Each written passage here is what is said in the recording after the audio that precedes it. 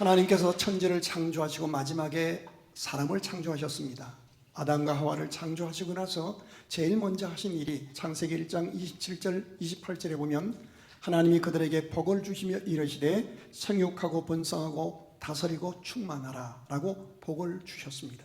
그리고 성경에 1119번이나 복이라는 단어가 등장하고 여호와는 그 얼굴을 너에게 향하여 두사 평강 주시기를 원하노라 복 주시기를 원하시노라 말씀하십니다. 하나님은 우리에게 복 주시기를 원하십니다. 그래서 우리를 부르셨고 광주 땅으로 이 교회로 부르셨습니다. 그런데 우리가 오해하는 것이 있습니다. 하나님이 우리가 이 땅에 지나는 동안 주시는 복은 축복의 완성품을 주시지 않으신다는 사실입니다. 그 복의 완성품은 우리가 신령한 몸으로 부활해서 하나님 앞에 섰을 때 누리게 되는 것입니다. 형통과 곤고함을 병행하여 주사 영원을 사모하게 하셨느니라. 하나님은 복을 주시되 오늘이라고 하는 날 다 주시지 않습니다.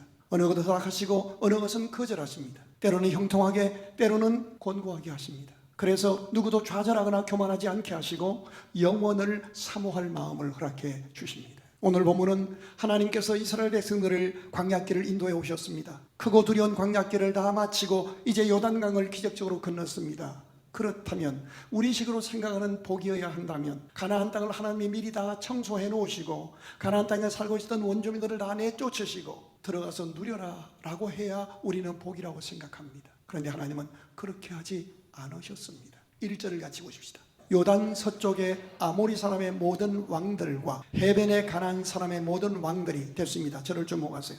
여기 두 세력을 소개합니다. 요단 서쪽의 아모리 사람들의 모든 왕, 산지에 있는 세력들입니다. 가나안 사람의 모든 왕들, 지중해 평야에 있는 세력들입니다. 그러니까 하나님이 예비하신 축복이라고 해서 우리가 아무것도 안 하고 놀고 먹는 그런 삶이 아니라는 겁니다. 싸워야 하고 극복해야 하고 이겨내야 할 수많은 세력들, 이 두 1절에 나타난 아모리 사람과 가나안 사람은 가나안의 전역을 대표하는 양대 세력을 의미합니다. 예를 들어서 여러분이 결혼을 놓고 기도했습니다. 부모도 기도하고 당사자도 기도했습니다. 간절히 오래 기도했더니 정말 좋은 배우자감을 만났습니다. 만나자마자 하나님이 마음에 감동 주시고 이 사람이 내 남편감이다. 이 자매가 하나님이 예비하신 아내다. 그래서 장인 만나보고 또 시아버지 만나보니까 너무너무 좋으신 장로님이라는 거예요. 가슴이 뛰었어요. 결혼했어요. 그리고 살아보니까 여러분 하나님이 인도하셨고 하나님이 응답 주셨다고 해서 그 시댁 모든 식구들이 다 천사들이 있던가요? 절대 그렇지 않습니다. 분명히 기도했고 응답받았고 확신 얻어서 결혼했습니다. 그러면 처가댁의 모든 동서들 모든 처가의 식구들이 다 천사표들만 모여 있던가요? 절대로 그렇지 않습니다. 하나님이 인도하신 곳이지만 그곳에 가나안 세력이 있고요, 그곳에 아모리 세력이 있는 거예요. 여러분 복된 이웃교회 오셔서 천사들만 만나셨나요? 절대로 그렇지 않습니다. 성가대에 들어왔더니 먼저 성가대에 들어오신 분들이 다 천사들인가요? 그렇지 않습니다. 정말 가시 같은 이웃도 있고요. 내가 정말 이것이 이 직장이 하나님이 나를 위해 예비하신 것인가 라는 근본적인 회의가 될 수밖에 없도록 희한한 사람들을 만나게 돼 있어요. 요단 서쪽의 아모리 사람의 모든 왕들, 잘난 인간들, 가나안 사람들의 모든 왕들, 너무너무 그 땅에서 아주 이 교회에서 40년 30년 동안 아주 터줏대감 된 그 한두 명이 아니고 모든 왕들, 자기가 왕인 것처럼 행세하는 그런 희한한 사람이 있다는 거예요. 두려워하지 마세요. 다시 말씀드립니다. 축복의 완성품은 주시지 않습니다. 하나님이 분명히 인도하신 곳이라 할지라도 이 땅에서는 형통과 곤고함을 병행하여 주시고 우리 좁은 머리와 가슴으로 이해할 수 없는 가시 같은 이웃도 겸하여 주십니다. 그래서 예수님이 이렇게 기도를 가르쳐 주십니다. 너희는 이렇게 기도하라. 일용할 양식을 주옵시고. 하나님이 쪼잔하셔서 하루치만 주신다는 말씀이 아닙니다. 한 사건 앞에 순종하면 그 다음 사건을 징검다리처럼 또 열어주시고 이렇게 해서 우리가 평생 주님 떠나지 않고 내 삶의 전체가 작품으로 만들어져서 하나님 앞에 서기를 원하시는 겁니다. 그럼 하나님은 뭐 하시는가? 1절을 다시 보십시다. 요단 서쪽의 아모리 사람의 모든 왕들과 해변의 가나안 사람의 모든 왕들이 여호와께서 요단 물을 이스라엘 자손들 앞에서 말리시고 우리를 건너게 하셨음을 뭐 하셨어요? 듣고 마음이 녹았고 이스라엘 자손들 때문에 정신을 잃었더라. 하나님이 행하신 그 오합지졸인 이스라엘 백성들, 그 연약한 미성숙한 백성들을 위해서 하나님이 행하신 일들을 듣게 하셨고 보게 하셨고 그들이 두려워 떨게 하셨다는 겁니다. 사람 무서워하지 마세요. 사람을 지으신 하나님이 우리를 위해 성령으로 언제 어느 순간 감동하실 수 있습니다. 믿으시면 하면, 하나님 가시 같던 저 사람의 마음을 성령으로 옥토가 되게 해 주시옵소서. 부드러운 마음으로 변화시켜 주시옵소서. 네가 나한테 그렇게 나는 더 왕무시, 나는 더 개무시하겠다 이러지 마세요. 완악한 마음을 하나님이 녹여주십니다. 사람 두려워하지 마세요. 사람을 지으신 이가 하나님이시요 그 하나님이 역사하고 계십니다. 그런데 하나님이 분명히 예비하시고 인도해 오셔서 예비하신 그 복을 주시기 전에 하나님이 우리에게 세 가지를 당부하십니다. 할례, 유월절, 군대장관. 자, 2절 보십시다. 그때의 이 말은 하나님이 예비하신 축복의 현장에 왔지만 분명히 하나님이 인도한 직장, 하나님이 인도하신 교회, 하나님이 인도하신 가문이지만 그것이 완성된 것은 아니다. 언제 가야 완성이 돼요? 천국 가야 완성되는 거예요. 근데 그곳에 아모리 사람, 가나안 사람 여러 세력들이 연합해서 희한한 인간들이 있어서 두려워하고 있을 그때에 하신 말씀이에요. 그때에 여호와께서 여호수아에게 이르시되 너는 부싯돌로 칼을 만들어 이스라엘 자손들에게 다시 할례를 행하라 하시매. 가나안 땅에 막 들어왔으니 아무것도 안정된 것이 없는 아주 극한 상황입니다. 하나님이 인도하셨습니다. 하나님이 복 주셨는데 완성된 게 아니에요. 세상에 가장 남자의 몸에 소중한 생식기에 할례를 행해야 되는데 그것을 칼이 아니라 부싯돌로 하라는 거예요. 소독약이 있는 것도 아니에요. 지금 가나안 땅에는 전쟁에 능한 아주 기골이 장대한 여러 족속들, 여러 왕들이 살고 있어요. 전쟁해야 되는데 그렇다면 우리는 군장을 점검하고 완전 무장을 점검해야 할 시간인데 오히려 거꾸로 비상식적인 명령을 행하신 거예요. 할례를 행하라. 이게 무슨 의미인가? 이건 굉장히 중요합니다. 할례를 이해하기 위해서는 창세기 16장으로 넘어가야 합니다. 아브라함이라는 사람이 등장합니다. 아브라함은 늦깎이로 예수 믿습니다. 70세가 훨씬 지나서 원래 갈대아 우르라는 땅에서 우상 섬기며 살던 사람입니다. 그런데 하나님의 은혜를 입고 믿음을 갖게 됩니다. 그래서 고향을 떠나서 신앙생활을 하는데 하나님이 아브라함을 부르시고 나서 약속을 주셨습니다. 내가 너를 복덩어리가 되게 하겠다, 복의 근원이 되게 하겠다 하시면서 너의 자녀가 하늘의 별처럼 땅의 모래알처럼 많아지게 하고 너로 말미암아 모든 민족이, 너를 만나는 모든 사람이 복을 받게 될 것이다 라고 신분과 사명을 약속해 주셨습니다. 그런데 자기 아내하고 그때가 나이가 75세 때예요. 날마다 이제 열심히 부부 생활을 하는데 아이가 안 생기는 거예요. 어느 날 아내가 말을 해요. 여보, 나 생리가 끊어졌어. 당황스럽잖아요. 아니, 하나님이 약속했는데 타간객지에 와서 대가 끊어지면 이제 우리 가문이 멸절되는 것인데 하나님이 정말 살아계신가? 당황스럽습니다. 바로 그때 하나님이 아브라함을 산으로 불러 올리십니다. 우리로 말하면 산기도를 가는 겁니다. 가서 하나님 앞에 기도하는데 산기도 올라온 아브라함에게 하나님이 이렇게 말씀하셔요. 그를 데리고 나갑니다. 밖에 나가서 하늘 보라. 뭐가 보이니? 별이 보입니다. 몇 개인가 헤아려봐. 그랬더니 아브라함이 아주 서정적으로 합니다. 별 하나, 나 별 둘, 나 둘, 별 셋, 나 셋 합니다. 너무 많아서, 경상도 사투리로 억수로 많아서 못 세겠는데요. 그래, 너의 자녀가 이렇게 많아지게 할 거야. 반신반의합니다. 아내가 생리가 끊어졌는데 무슨 말씀이야?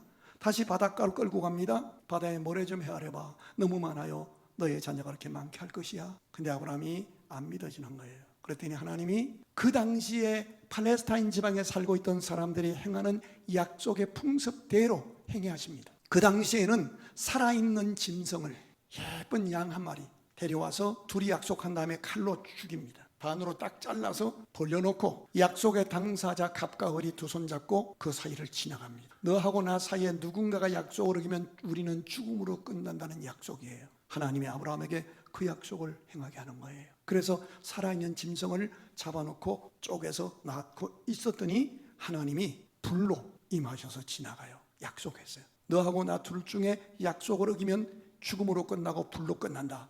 이 약속을 받은 아브라함이 얼마나 흥분되겠어요. 당장 산기도에서 내려옵니다. 집으로. 여러분, 내려올 때 아브라함의 얼굴을 상상해 보세요. 나이는 먹었지만 하나님의 약속을 받았으니 힘이 불끈 나는 거예요. 내려오면서만 난리칩니다. 여보 빨리 들어와. 모든 일을 중단하고 빨리 침실로 와. 그날부터 온몸으로 헌신을 합니다. 그런데 아이가 안 생겨요. 어느 날 사라가, 그 아브라함의 아내 사라가 이렇게 말합니다. 여보, 나 죽을 것 같아. 허리도 아프고 생리 끊어지려고 그러고 당신 왜 이러는 거예요? 그리고 나서 말을 합니다. 이건 상식적으로 말이 안 돼요. 나도 이제 늙었어요. 이러지 말고 내 몸종 하갈하고 관계를 맺어서 아이를 낳으세요. 그리고 들어가서 관계했는데 아이가 생긴 거예요. 그게 이스마엘이에요. 자, 남편 입장에서는 어느 부인하고 했던 간에 아들이 태어난 거예요. 나이가 많아서 86세가 넘어서 아들을 본 거예요. 얼마나 기가 막히게 예쁘겠어요. 날마다 아이 안고 롤롤롤롤 하는 거예요. 행복한 거예요. 그야말로 소시민 한 가정의 가장으로서의 행복을 만끽해요. 그 생활을 13년 동안 하는데 성경 읽어보면 하나님이 14년 동안 안 나타나요. 우리가 예수 믿는다고 하지만은 사실은 생활 속에 들여다보면 하나님 없이, 하나님의 약속 없이 내 지혜 내 능력으로 돈 좀 몇 푼 벌고 먹고 살만하는 이것으로 세상적인 하나님 없이도 사는 이 행복으로 젖어서 살 때가 많습니다. 그렇게 13년 세월이 흘러가요. 아무도 모르지만 아브라함 마음속에는 늘 불안함이 있을 거예요. 왜? 하나님의 약속대로 얻은 씨가 아니잖아요. 드디어 17장 1절에 사건이 벌어집니다. 아브라함이 99세 때 여호와께서 아브라함에게 나타나사 그에게 이르시되 나는 전능한 하나님이라 너는 내 앞에 행하여 뭐하라? 행하여 완전하라. 이 말은 무슨 뜻이에요? 너 나하고 옛날에 죽음으로 약속한 거 있지. 왜 내 약속 믿지 않고 약속의 지를 받지 않고 네 마음대로 했어? 너 내 앞에서 행해 완전해. 이 말은 무슨 뜻이에요? 너는 죽어야 한다는 뜻이에요. 자, 2절 읽어봐요. 내가 내 언약을 나와 너 사이에 두어 너를 크게 번성하게 하리라 하시니 3절 읽어봐요. 아브라함이 엎드렸더니, 이 아브라함이 엎드렸어요. 나는 죽었습니다. 난 죽어야 옳습니다. 엎드렸습니다. 그런데 하나님이 죽이지 않고 그에게 새 언약을 주십니다. 4절 읽어봐요. 보라, 내가 내 언약이 너와 함께 있으니 너는 여러 민족의 아버지. 너는 지금 죽어야 마땅하지만 내가 새로운 언약으로 너를 살려서 새 생명 주니 너의 삶은 이제 한 가정의 소시민의 행복에 머물지 않고 죽어야 할 사람이 하나님의 은혜로 살아나서 너를 만나는 모든 민족과 사람들에게 하나님의 용서와 하나님의 구원과 하나님의 축복을 전해야 할 축복의 대행자로 왕같은 제사장으로 그렇게 믿음의 조상 열국의 아버지가 될 것이야 라고 약속을 하는 거예요. 그 다음 절 읽어보실까요? 5절입니다. 이제후로는 너의 이름을 아브람이라 하지 말고 아브라함이라 하리니 이는 내가 너를 여러 민족의 아버지가 되게 하려 함이니라.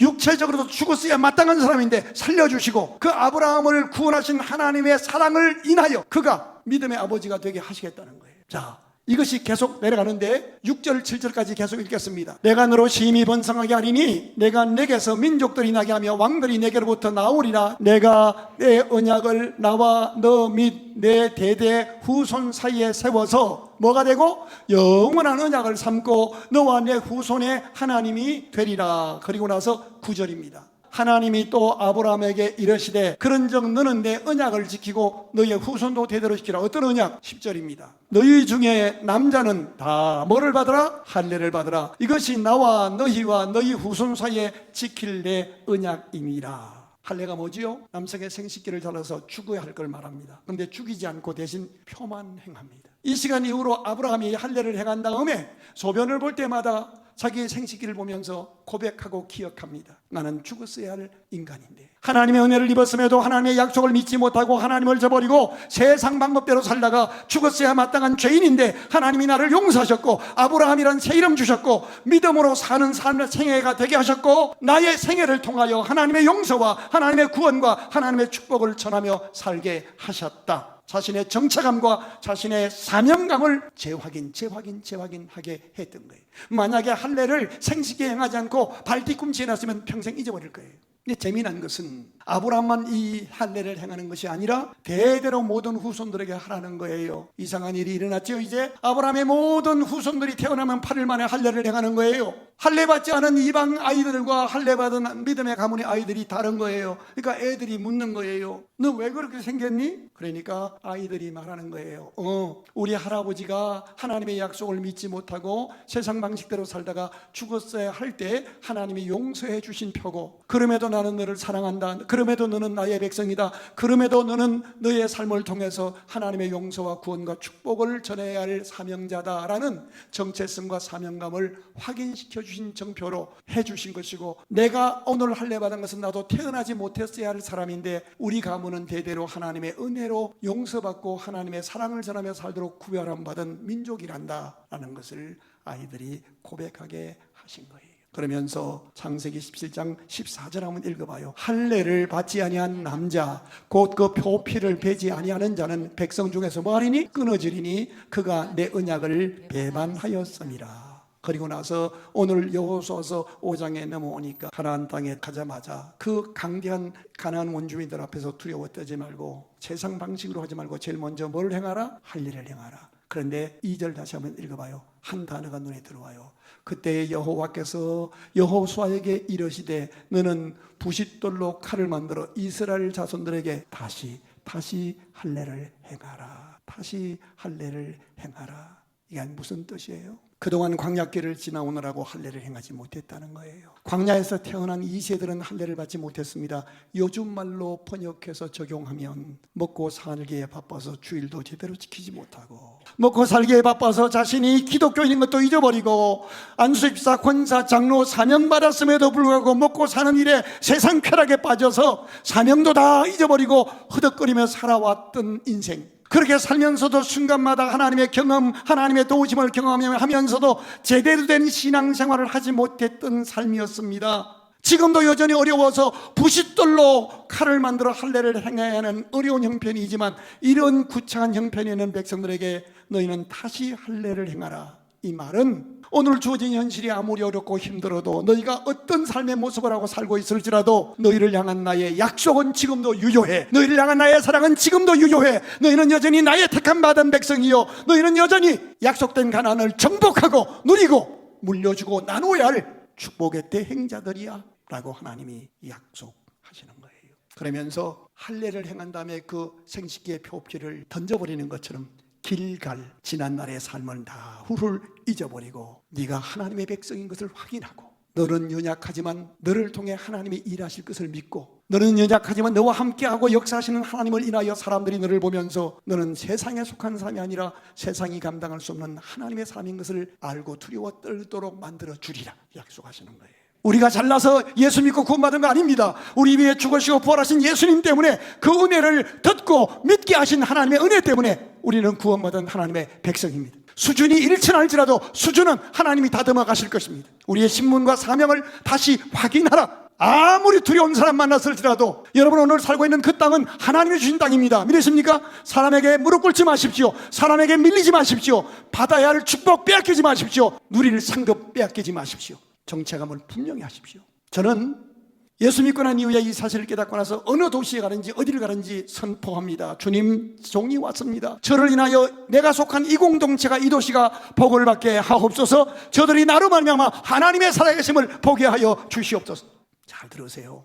우리는 약하나 하나님은 강하십니다. 우리는 축복의 대행자들입니다. 하나 더 있습니다. 할례를 행하자마자 이제 생각해봐요. 지금 가나안 땅에는 원주민들이 막 왕들이 연합해서 있는데, 세상에 그 가나안을 정복해야 할 사람들, 여리고성을 무너뜨려야 할 사람들이 완전분장한 게 아니라 다 할례 받고 컵을 차고 있는 거예요. 남자들이. 얼마나 웃기는 거예요. 그런데 그 다음에 또 이상한 일을 행하라 하십니다. 10절 11절 또 이스라엘 자손들이 길갈에 진쳤고 그 달 14일 저녁에는 여리고 평지에서 뭐를 지켰다? 유월절, 하나님의 심판이 지나갔던 그것을 기념하면서 지키는데 11절이 중요해요. 유월절 이튿날에 그 땅의 소산물을 먹되 그날에 뭐를 먹었어요? 무교봉과 볶은 곡식을 먹었더라. 이 의미는 이것입니다. 너희는 혼자가 아니다. 너희는 구원은 1대1로 받았지만 구원받은 연후에 너는 하나님의 백성과 함께 있다는 겁니다. 6월절 이 음식을 같이 먹으면서 우리는 혼자가 아니다. 우리는 구원받은 하나님의 백성이다. 이것을 우리가 분명히 고백해야 됩니다. 우리가 예수 믿고 구원받는 것은 개별적입니다. 하지만 예수 믿고 구원받은 다음에 하나님은 우리를 함께 하도록 묶어주십니다. 우리는 모두 가나안의 축복을 받아야 할 사람들이요, 함께 동역하고 함께 힘을 합쳐서 하나님의 나라를 이뤄가야 할 하나님의 사람입니다. 이런 맥락에서 축복의 문턱에서, 응답의 문턱에서 가장 조심할 것이 분열입니다. 우리가 꼭 확인하고 이루어야 할 것이 하나됨입니다. 예수 안에서 우리는 하나입니다. 이것이 깨어지면 하나님 예비하신 축복은 받을 수도 누릴 수도 없습니다. 자, 베드로전서 3장 7절을 같이 읽겠습니다. 시작. 남편들아, 이와 같이 지식을 따라 너희 아내와 동거하고 그를 더 연약한 그릇이요 또 생명의 은혜를 함께 이어받을 자로 알아 귀히 여기라. 이는 너희 기도가 막히지 아니하게 하렴이라. 아무도 못 봐요. 부부끼리 있는데 근데 하나님이 보셔요. 뭐가 막힌다고? 기도가 막혀요. 여기 동거하고 그래요. 저를 주목하세요. 연세 드시면 각방을 쓰시더라고요. 근데 성경은 이렇게 가르칩니다. 기도하기 위하여 합의하에 분방하는 것 이외에는 분방하지 말라는 거예요. 정 안 되면 한 방에 빼도 2개 놓고라도 성경대로 하자니까 동거하고 귀히 여겨라. 근데 그 안에는 내 마음에 들든 안 들든 하나님이 주신 아내는 하나님의 복을 유업을 함께 받을 사람이라는 거예요. 그 아내와 하나 되지 않고 하는 기도 안 되는 거예요. 떨어져 지내세요. 그러면 기도 막혀요. 알아서 하세요. 당회장과 51명의 장로님들이 갈라진다고 생각해 봐요. 가만히 돌아보세요. 여러분 가정에, 여러분 부부에게, 직장에서 자꾸 부딪히고 갈라지는 일이 일어나면 축복의 문턱에 왔다 분별하셔야 돼요. 그리고 본질적인 문제 아니면 털고 내려놓고 서로 귀히 여겨야 돼요. 특별히 남편 여러분, 아내를 귀히 여기시기를 바랍니다. 이게 유월절이에요. 함께하는 거예요. 할례 유월절. 그리고 마지막입니다. 13절부터 보십시다. 여호수아가 여리고에 가까이 이르렀을 때에 눈을 들어본 적 한 사람이 칼을 빼어 손에 들고 마주 서 있는지라 깜짝 놀랍니다. 여호수아가 나가서 그에게 묻되 너는 우리를 위하느냐 우리의 적들을 위하느냐. 그가 이르되 아니라 나는 여호와의 군대 대장으로 지금 왔느니라. 지휘관 하나님 나라의 천군천사라는 거예요. 여호수아가 얼굴을 땅에 대고 엎드려 절하고 그에게 이르되 내 주여 종에게 무슨 말씀을 하려 하시나이까. 15절의 오늘 결론입니다. 여호와의 군대 대장이 여호수아에게 이르되 너의 발에서 신을 벗어라. 네가 선 곳은 거룩하니라 하니 여호수아가 그대로 행하니라. 여러분이 두 발 딛고 있는 그곳은 하나님이 주신 거룩한 땅입니다. 땅 끝입니다. 여기서 하나님을 만나셔야 합니다. 그리고 하나님이 먼저 누구를 동원해서라도 이 땅만 움직이는 것이 아니라 모든 언약의 모든 우주를 움직이시는 하나님이 하늘의 군대 장관을 보내셔서 우리를 위해 연약한 백성을 위해 싸워 이기게 하시는 하나님이십니다. 하나님은 지금도 일하십니다. 여러분이 싸우려고 하지 마십시오. 우리가 싸우면 혈과 육의 싸움입니다.